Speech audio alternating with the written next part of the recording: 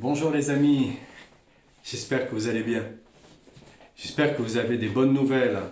J'espère que vous partagez des bonnes nouvelles. J'espère que vous restez positif et que vous gardez le sourire.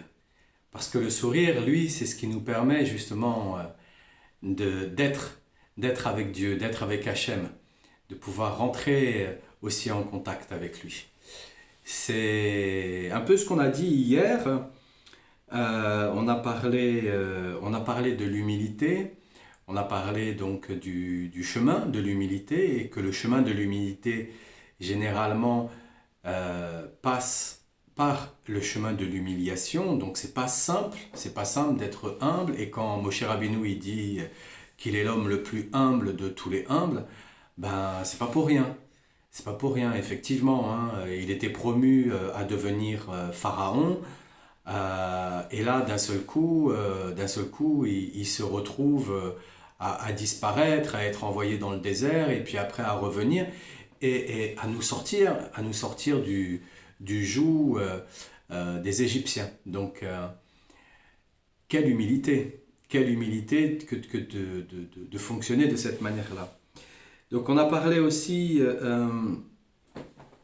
de comment être donc en contact avec Hachem, que la meilleure des façons, c'était la joie. La meilleure des façons, c'est la joie, parce que la joie, elle est pas, déjà, elle est pas naturelle, hein. Elle n'est pas naturelle. Et de plus, eh bien, on doit se forcer. Et quand on se force, justement, au début, c'est un peu coincé, on est un peu crispé de la manière dont on va sortir ce sourire et même on va sortir cette joie. Et pour quelle raison? Bien souvent, on a des souffrances, bien souvent, on veut s'adresser à Hachem avec nos souffrances, avec ce qui vient de se passer, avec nos douleurs. Et par contre, le faire, c'est une très bonne chose d'ailleurs, parce qu'il faut laisser sortir le trop-plein qu'on a dans son cœur, il faut laisser sortir ce trop-plein. C'est une très très bonne chose de le laisser sortir.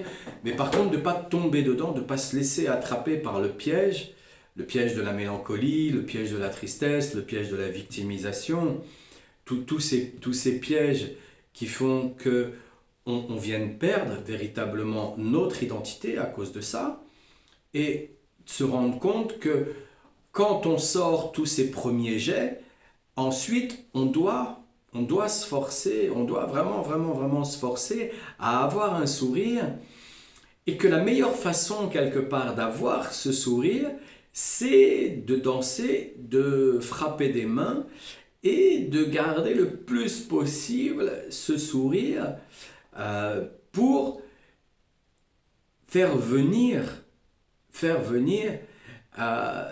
toutes ces informations dont on a besoin, que le cerveau il a besoin, parce qu'on va ouvrir, le sourire fait que on ouvre des portes pour laisser passer en même temps des endorphines. C'est ce qui va nous permettre aussi de nous calmer, ce qui va nous permettre aussi, c'est des antidouleurs, les endorphines.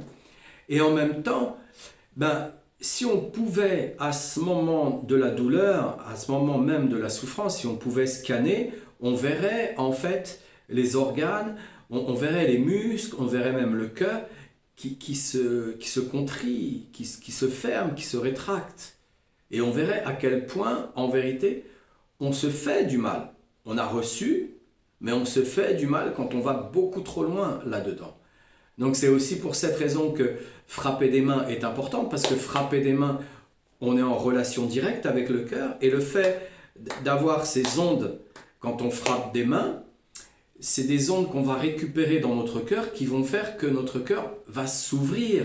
C'est aussi le fait de danser et de chanter va faire en sorte de détendre nos muscles, de détendre nos organes et de laisser passer la lumière à l'intérieur, de laisser passer l'information à l'intérieur. Et le fait de retrouver le sourire, on l'a pas, c'est plutôt recouvrir le sourire, eh bien on va faire en sorte de mieux se détendre et de laisser passer pour accueillir cette situation dans laquelle on se trouve, parce que il y a des situations qui sont horribles, il y a des situations qui sont abominables, il y a des situations de douleur, c'est des chocs. Il y a des chocs qui sont là et qui nous prennent comme ça. Donc pour aller chercher un sourire là-dedans, le mieux, c'est l'entraînement. Et l'entraînement, c'est avant toute chose, avant d'aller vers les catastrophes, avant d'aller vers les problèmes, que Dieu nous préserve de tout ça, eh bien, c'est justement de prendre le rythme et de le faire tous les jours, tous les jours, tous les jours, tous les jours.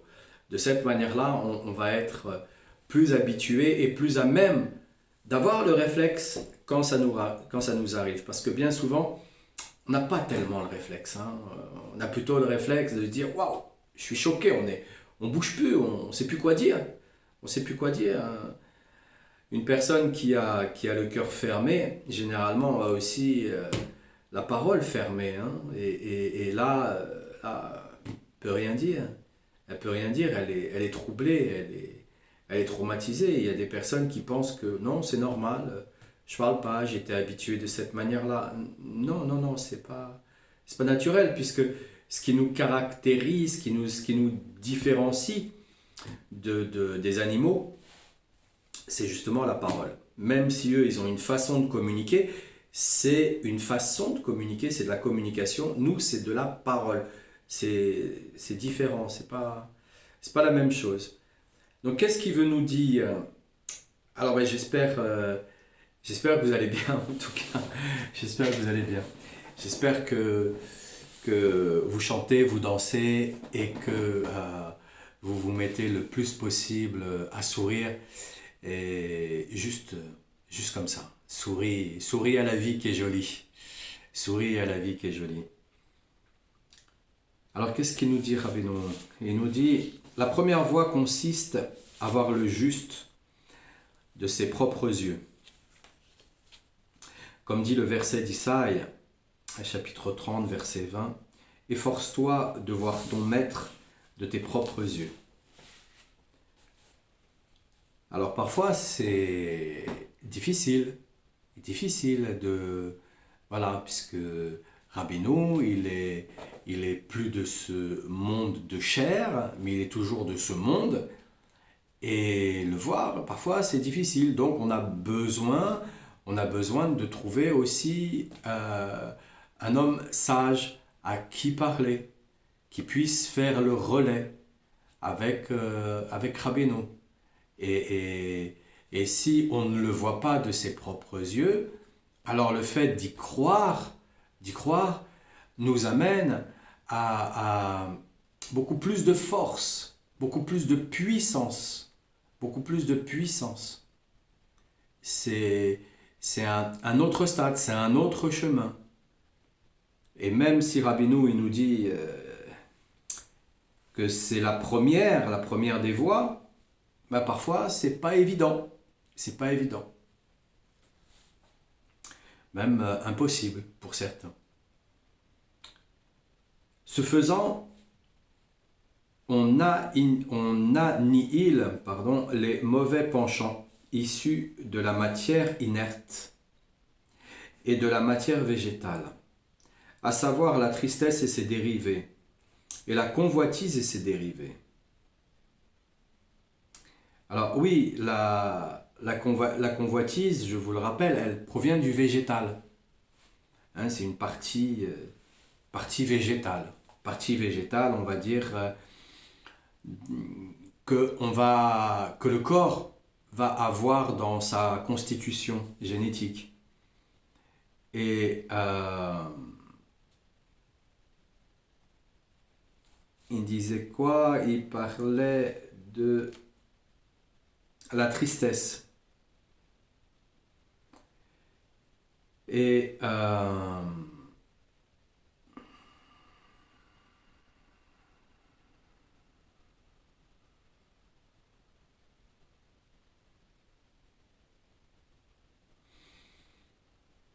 tristesse et ses dérivés,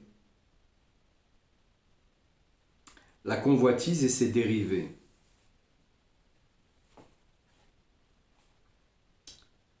Alors, la tristesse en elle-même et ses dérivés,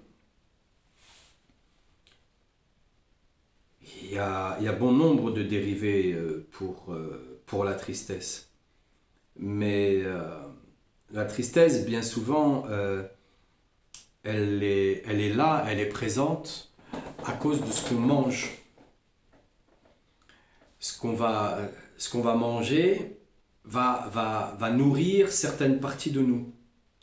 Donc si on a l'habitude de manger quand on a une émotion, ou si on a l'habitude de ne pas manger quand on a une émotion, euh, il est important de regarder à quel moment on, on va soit manger parce qu'on a une émotion, donc quel moment, quel type d'émotion, ou alors à quel moment on va pas manger parce que à cause justement d'une émotion.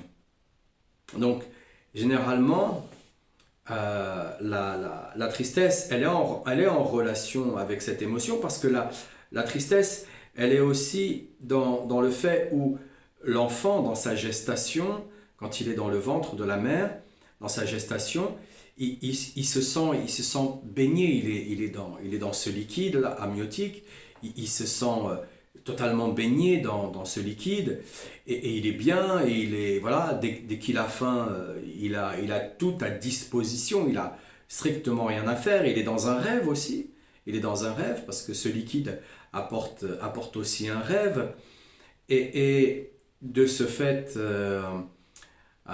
ouais, si je commence à vous dire ce liquide apporte aussi un rêve, il faut aussi que je puisse vous expliquer. Si par exemple vous cherchez à rentrer en communication avec des parties de vous-même, vous avez aussi la possibilité d'utiliser l'eau. Et l'eau, le fait, non pas de se mettre dans sa baignoire, mais ce sont des caissons où on est enfermé dans ces caissons et on est dans de l'eau, ou alors ben, on sait faire la planche et on va se mettre sur la mer, sur l'océan, et on va se laisser justement aller en faisant la planche, et de cette façon-là, on peut rentrer dans un système de rêve beaucoup plus facilement et surtout se rappeler de ses rêves. Alors ça ne veut pas dire que les rêves que l'on a faits sont des rêves automatiquement qui sont vrais, parce que là c'est encore un autre sujet, c'est un peu complexe, puisque on aura des parties qui viennent de la divinité, donc d'Hachem, et d'autres parties qui viendront du Satan. Donc savoir quelle partie est la bonne, quelle partie n'est pas la bonne, c'est encore un autre sujet, c'est encore quelque chose de beaucoup plus profond et c'est extrêmement délicat à faire. C'est pas aussi simple que ça, quoi. Parfois, on croit qu'on a vu quelque chose de fabuleux, mais en vérité, c'était une illusion. C'était une illusion qui a été créée par rapport au schéma matriciel que nous avons dans notre mental et qui génère notre imagination. Parce que chacun d'entre nous a une imagination et cette imagination que nous avons, elle va automatiquement, soit on va la nourrir par les films, par ce qu'on voit, par notre vie, par ce qu'on mange aussi, parce qu'il faut la nourrir. Il faut nourrir le corps pour qu'il puisse y avoir aussi de l'imagination de cet ordre-là. Et c'est aussi pour cette raison, je fais des apartés comme ça, je coupe, alors il faut suivre. C'est pas facile, parce que je parle juste un peu en aparté comme ça. Mais c'est aussi pour cette raison qu'on va jeûner, parce que le jeûne va nous permettre justement de diminuer le système, de l'imagination. C'est important. Et quand on fait des jeûnes, on étudie la Torah, et le fait d'étudier la Torah, justement, la Torah va venir re-régler, comme on a parlé avec les eaux, elle va venir re-régler cette imagination qui est déréglée. Alors cette imagination, donc je reviens, elle est déréglée depuis la gestation dans le ventre de la maman. Et quand l'enfant, en fait, va sortir du ventre de la mère, alors à ce moment-là, il n'a plus tout à domicile. Il est obligé de pleurer si jamais il a faim. Il est obligé d'exprimer justement sa douleur, son émotion, si jamais il a faim. Et donc la nourriture, le fait de manger ou de ne pas manger, est très relié avec les émotions. Donc le fait de rentrer dans la tristesse, c'est très relié avec la nourriture. Même si, et je le répète, même si quand on est triste, parfois on ne mange pas, ça nous coupe l'appétit. On a envie de rien. C'est très relié avec la tristesse parce que c'est très relié avec la gestation fœtale. Et en ce qui concerne la convoitise et ses dérivés, en fait, c'est la grande maladie depuis toujours pratiquement. Et la grande maladie depuis toujours, c'est quoi? C'est les envieux. L'envie, les envieux, non pas les envies, les désirs, ce genre de choses. Non, c'est naturel d'avoir des envies. Mais les envieux, celui qui veut toujours plus, il en veut toujours plus. Il a tout ce qu'il faut, mais il n'est pas satisfait de ce qu'il a. Il en veut encore plus. Il est envieux. Et celui-là, vous pouvez aussi le remarquer, où quand on vient servir à manger, il ne regarde pas son assiette, il regarde les assiettes des autres. Si les autres, qu'est-ce qu'ils ont dans leur assiette? Il regarde les assiettes des autres. Est-ce qu'ils en ont plus que lui? Est-ce que voilà, il regarde ça. Il regarde ce genre de choses. C'est pas juste un contrôle de cette manière-là. Quand on pense que c'est juste un contrôle de cette façon-là, c'est que c'est fait, alors c'est encore plus complexe, c'est que c'est fait de manière inconsciente. Et si c'est fait de manière inconsciente, alors là, c'est que l'individu, eh bien, il est en prise avec cette convoitise, il ne le voit pas. Donc aller lui dire, ça sert strictement à rien.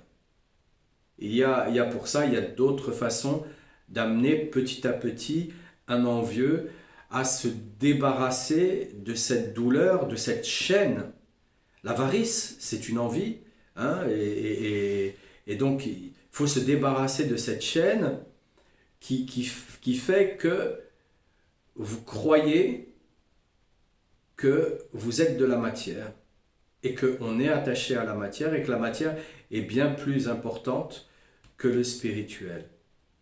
Alors, on sait bien que c'est totalement faux parce qu'on sait bien qu'ici, sur la Terre, on mise pour 80 ans, alors que ce qu'on est en train de faire quand on travaille le tikkun, quand on se lève à Hatzot, quand on est dans l'Hitbod des doutes, quand on travaille la Torah, ce qu'on est en train de faire, on est en train de thésauriser pour l'éternité. C'est bien mieux. On le voit peut-être pas tout de suite. Mais quand vous avez pris de l'expérience, après déjà un bon travail d'expérimentation, hein, je ne vais pas mettre de chiffres en lui-même parce que c'est chacun est très très très particulier par rapport à ça. Mais quand vous avez fait vraiment un très très bon travail, vous voyez en fait que vous avez thésaurisé. Parce que vous savez d'où, si vous n'avez pas oublié d'où est-ce que vous venez et vous voyez où est-ce que vous êtes là maintenant, vous savez que vous avez thésaurisé spirituellement. Alors c'est pas une question de matériel là, hein, c'est pas de l'argent. Hein. C'est pas comme si depuis la plus petite enfance, vous mettez 1 € chaque jour de côté. Non, non, c'est pas la même chose. Mais vous savez que vous avez grandement évolué. Grandement évolué. Et ça, c'est ce qu'on thésaurise pour l'éternité. Ça, personne ne peut nous l'enlever. Donc en effet, le juste de la génération est qualifié du nom de mère. C'est une relation, il est qualifié du nom de mère. Car pour ainsi dire, il allait Israël de la lumière de sa Torah. Et la Torah est elle-même désignée du nom de lait, comme cela apparaît dans le Cantique des Cantiques, le 4, verset 11, du miel et du lait sous la langue.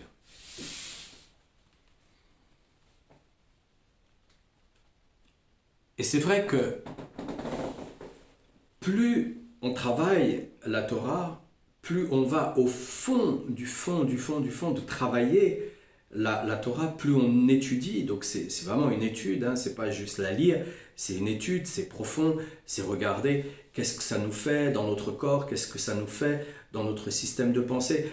On est en train de lire quelque chose, à quoi on est en train de penser en même temps? Est-ce qu'on est vraiment dans ce que l'on fait ou alors on est en train de penser déjà à autre chose, à nos soucis et à ce genre de choses? Et même là, on doit vraiment utiliser la Torah pour, tiens, là, en lisant cette partie-là, ça a déclenché cette ouverture qui me montre vers quoi je suis en train de penser. Est-ce que je suis en train de penser qu'il faut que j'aille manger? Est-ce que je suis en train de penser que je vais être en retard? Est-ce que je suis en train de penser à des soucis? Bref, à quoi je suis en train de penser?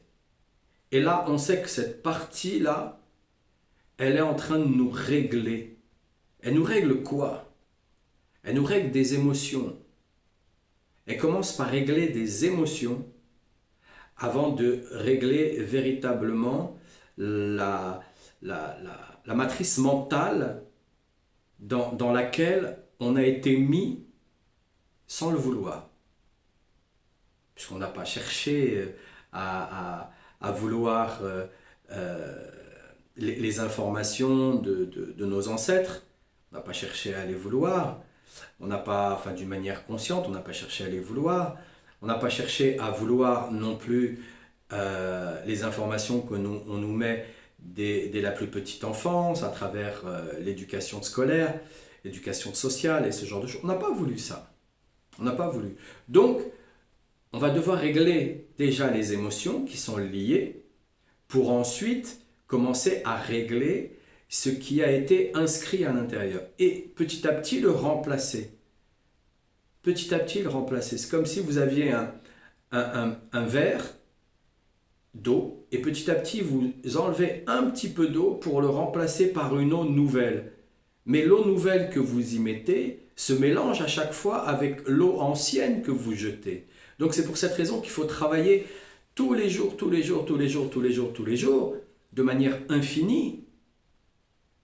C'est-à-dire que quand on se met à travailler, à étudier, ben c'est comme si on allait mourir ce soir. Donc on se met dans un travail où on va vraiment tout donner. Et même à l'intérieur de ça, il va falloir régler nos émotions pour justement ne pas s'épuiser. Parce qu'il y en a qui commencent l'étude, qui commencent le chemin spirituel et qui veulent courir. Ça y est, ils ont beaucoup d'énergie, ils ont beaucoup d'envie, ils veulent faire et tout, nanani, nanana. Non, non, non, non, non, non, non, non, non, non, non, non. Qui va siano va lontano. Donc, qui va vraiment doucement va longtemps. Vraiment doucement va longtemps. Parce que, justement, en allant doucement, en prenant son temps, alors à ce moment-là, on identifie le système émotionnel.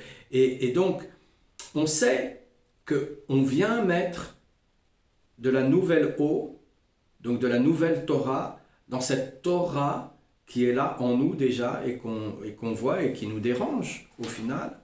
On vient mettre de la nouvelle Torah et elle enlève automatiquement l'ancienne. Et elle enlève l'ancienne. Et elle enlève l'ancienne automatiquement. Mais il faut en remettre à chaque fois. Il faut en remettre à chaque fois. Et à tous les niveaux. À tous les niveaux. À tous les niveaux des coupes que l'on a à l'intérieur de nous. Donc, c'est-à-dire dans toutes les formes des cinq sens. Des cinq sens que l'on a. Donc on a les cinq sens qui sont vulgaires et derrière ça on a les cinq sens subtils. Donc pour faire en sorte que les cinq sens subtils puissent véritablement parler constamment dans notre vie, c'est constamment un travail puisque à chaque fois qu'on va se réveiller, alors si en plus de ça on se réveille après le lever du soleil, après que tout est déjà passé pour la tfila, alors là, j'ai envie de dire, c'est foutu. C'est foutu parce que là, en fait, tout le travail que vous avez fait hier, le travail qui va être fait là, aujourd'hui, c'est comme une... On va repartir de zéro. C'est épuisant. C'est pour ça que beaucoup de personnes laissent tomber, parce que justement, ils ne comprennent pas que si nos sages, si Rabbeinu il nous dit, il est important de se réveiller à Chatzot et d'aller travailler à Chatzot et d'aller le faire.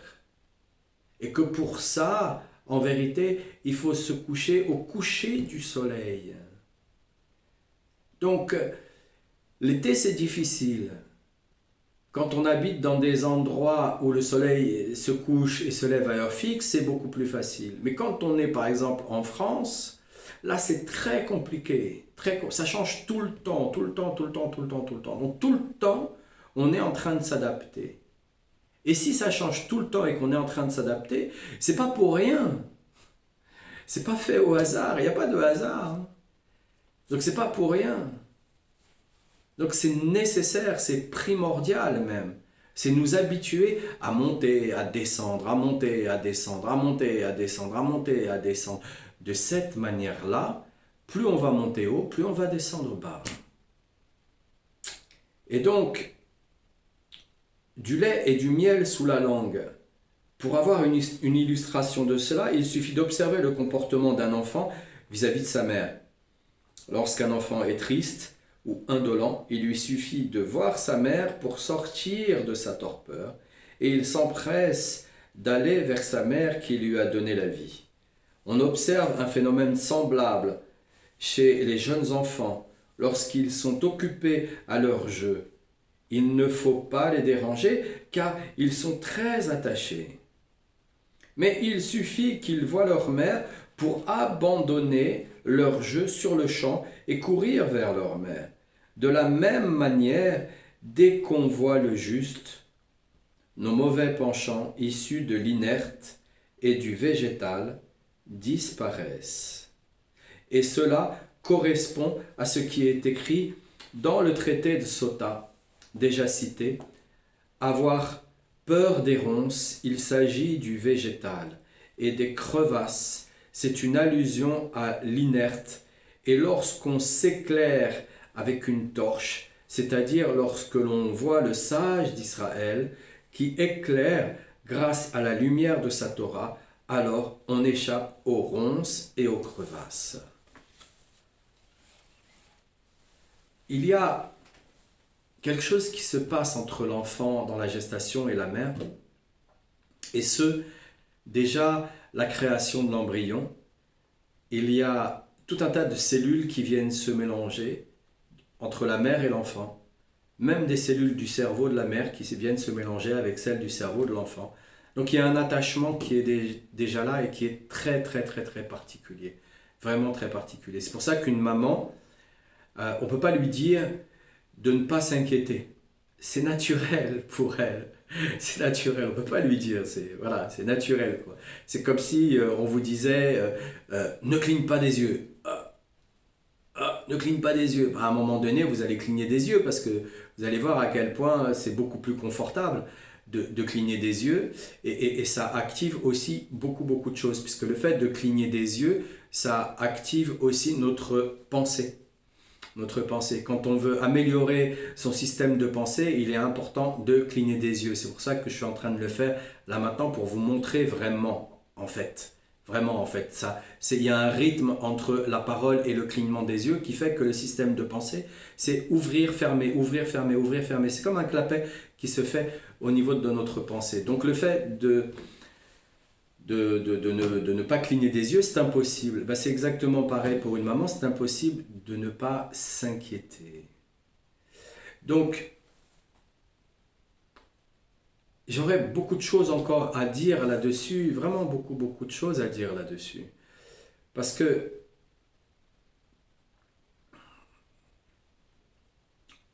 le lait et le miel, c'est considéré comme la Torah. Mais il faut savoir aussi que dans certains exercices de respiration, lorsqu'on a étudié beaucoup la Torah, qu'on est rentré profondément et qu'on rentre dans certains exercices de respiration, on va déclencher un clapet qui se trouve dans le haut entre, on va dire, entre le plexus solaire à ce niveau-là et l'estomac, il y a un clapet qui se trouve là. Et on va déclencher ce clapet qui va faire remonter un suc très agréable. C'est pas ce suc qui fait que quand on est angoissé ou quoi que ce soit, qui fait que ça brûle. Non, non. Là, c'est comparatif à du miel. C'est comparatif à du miel. Parce que tout est dans l'homme. Hachem, il a fait en sorte de mettre tout dans ce corps. Vraiment tout dans ce corps. C'est pour cette raison qu'il est important d'avoir une activité physique journalière. Parce que chacune des parties de notre corps, jusqu'à nos doigts, pour ceux qui sont musiciens, ils doivent le ressentir en fait dans le corps quand ils jouent de la guitare ou du piano ou d'un autre instrument de musique, ils doivent le ressentir. Il y a quelque chose qui se passe avec leurs organes, c'est profond, ça les masse. Exactement pour les pieds, pour ceux qui dansent. C'est pour ça que Rabbeinu, il nous demande de taper des mains, parce qu'on tape les doigts en même temps. C'est pas juste la paume des mains, c'est les doigts aussi qui tapent, c'est tout le contact. Et puis le fait de danser, on a les pieds aussi, qui sont aussi en contact avec le sol. Il y a une résonance. Parce qu'on est en train de faire circuler l'information, et de cette manière-là, on fait aussi circuler notre propre Torah. Donc c'est très très profond. Notre corps physique, il n'a pas été créé comme ça de manière à faire que voilà, on est en prison à l'intérieur, on ne peut pas bouger. Non, il a cet aspect-là, quand on ne sait pas du tout s'en servir, il a cet aspect-là. Mais quand on commence à comprendre son utilité, quand on va plus loin dans son utilité, alors on s'aperçoit à quel point il est riche, extrêmement riche ce corps, extrêmement riche. D'où le fait de faire très très attention aussi à son alimentation, puisque il est dit qu'il nous reste 2 brins d'ADN. Et dans ces 2 brins d'ADN, on aurait un brin qui est végétal, donc la façon aussi d'être dans cette inertie, dans ce rêve, dans cet imaginaire.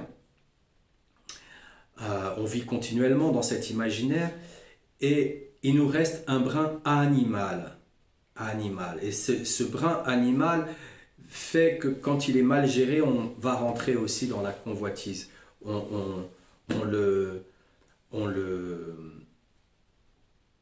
maîtrise mal. Ces 2 brins-là. Ces 2 brins-là, on les maîtrise mal. Et en fait, c'est nous. C'est totalement nous. Donc le corps en lui-même, il est là vraiment pour être équilibré. Et la Torah, savoir l'étudier, c'est aussi avoir une activité physique. Une activité physique, c'est pas forcément très très long. Rabbeinu, il nous dit 30 minutes de danse et de chant par jour. C'est suffisant. 30 minutes de danse et de chant par jour. Parce que quand je vois bon nombre d'individus qui étudient et qui ne bougent pas et qui prennent du poids à cause des émotions. C'est pas forcément à cause de la nourriture, c'est à cause des émotions. Ça, c'est encore d'autres sujets. Mais tout simplement pourquoi ? Tout simplement parce qu'ils n'ont pas pris l'habitude justement de s'activer. Et il faut savoir une chose, c'est que dès qu'on dépasse sa masse corporelle naturelle, parce qu'on a tous une masse corporelle naturelle qui est calculée par rapport à notre taille et par rapport aussi à notre âge. Et donc, dès qu'on dépasse cette masse corporelle naturelle, qu'est-ce que l'on a ? On a les cellules graisseuses, elles vont se dédoubler. Et dès qu'elles se dédoublent, alors là, c'est très compliqué, pratiquement même impossible de revenir en arrière.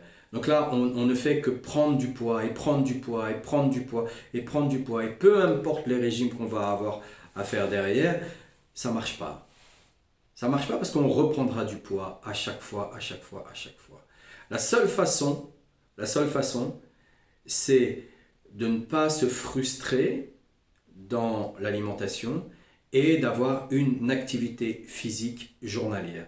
Donc c'est pour cette raison que même Rabbeinu, il nous dit, étude de la Torah, et puis tout ce qu'on devrait faire aussi, d'après Rabbeinu, on devrait étudier 25 000 pages par an.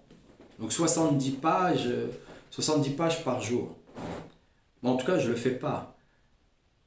Mais là-dedans, il nous demande surtout de ne pas oublier que nous devons danser et chanter. Parce que ça permet aussi d'apporter la joie. Et cette joie nous permet de laisser de côté les vérités auxquelles on croit. Et surtout apporter le shalom. Parce que le shalom, c'est ce qui va permettre justement cet équilibre pour nous tous, et c'est ce qui va faire en sorte que notre vie soit meilleure et amener ce que l'on espère depuis toujours. Vraiment ce que l'on espère depuis toujours, et surtout la destruction totale d'Amalek et la venue du Mashiach. Alors, rappelez-vous que pour une toute petite chose qui nous est demandée, en vérité, on est en train de faire de grandes choses. Des choses auxquelles on imagine, on ne peut pas imaginer parce qu'on n'a pas encore l'imagination pour. On n'est pas encore formaté pour. On est encore sur des formations là, du XXe siècle, du XXIe siècle pour certains. On est encore sur un mode de formation de cet ordre-là, quoi. C'est comme si vous essayiez d'envoyer un SMS avec, pour ceux qui ont connu, les téléphones à cadran qui tournent. C'est impossible. C'est impossible. Ni recevoir un SMS, ni envoyer un SMS, c'est impossible. Donc, on est dans un système imaginaire qui est très très ancien, qui est obsolète, totalement obsolète. Alors mes amis, il y a encore beaucoup de choses à dire sur le sujet. Donc ça veut dire qu'on va se revoir encore beaucoup de fois. Et en tout cas, Baruch Hashem, tant qu'il le veut, je serai là. Voilà. Et puis Shabbat Shalom, je vous souhaite une belle journée. Je ne sais pas à quel moment la vidéo vous allez la voir, je ne sais pas à quel moment elle va être postée non plus, puisque c'est pas encore du direct. Et quand ça le sera, ça sera avec plaisir de pouvoir aussi lire vos commentaires. Voilà. Et Shabbat Shalom les amis, plein de bonnes nouvelles, plein de bonnes choses, et la joie, le chant, la danse. Et à dimanche maintenant.